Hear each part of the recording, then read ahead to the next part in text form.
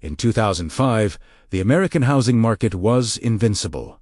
Strippers owned 5 investment homes. Waiters were buying mansions. Everyone was getting rich. But one man, a socially awkward doctor with a glass eye and a love for heavy metal music, saw something no one else did. He saw the end of the world. This is the story of how Michael Burry predicted the 2008 financial crash. Back then, Wall Street was throwing a massive party. The music was loud, the champagne was flowing, and money was falling from the sky. Banks were taking thousands of risky, questionable home loans given to people who probably couldn't afford them and bundling them together. They then stamped these bundles with a big, shiny AAA rating, calling them mortgage-backed securities. They sold them as safe, can't-miss investments, as solid as gold. The core belief was simple, and, as it turned out, fatally flawed. House prices always go up. No one bothered to check if the people taking out these loans could actually pay them back. Why would they? The party was too good to stop. But while everyone was dancing, Michael Burry was in his office, with the door closed and the music off. He wasn't watching the news or listening to the so-called experts on TV. He was doing something incredibly boring, something nobody else on Wall Street had the patience for. He was reading, not summaries, not reports, but the actual, physical mortgage contracts themselves. Thousands and thousands of pages of dense, legal jargon. He was digging through the fine print, line by line, looking for the truth that everyone else was too busy to find. It was a tedious, mind-numbing task. But Burry knew the devil was in the details, and deep inside that mountain of paperwork, he found it, the hidden secret that was propping up the entire global economy. He discovered a shocking number of what were nicknamed ninja loans.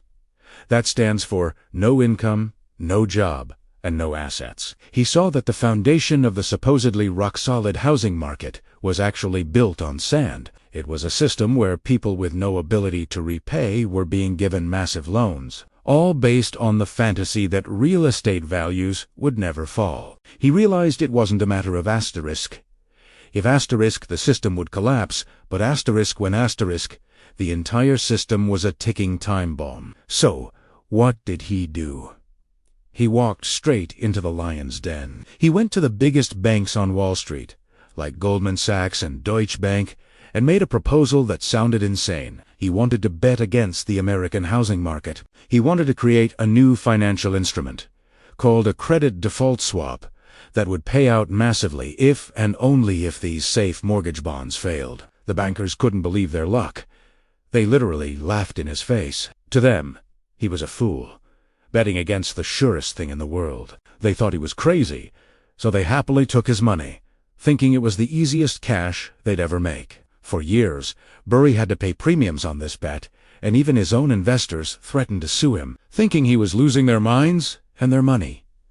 Then, in 2008, it happened. The bubble didn't just leak, it burst in spectacular fashion. Millions of homeowners defaulted on their loans. The safe bonds became worthless overnight. Global financial markets went into a freefall, triggering the worst recession since the Great Depression. Millions of people lost their homes, their jobs, and their life savings.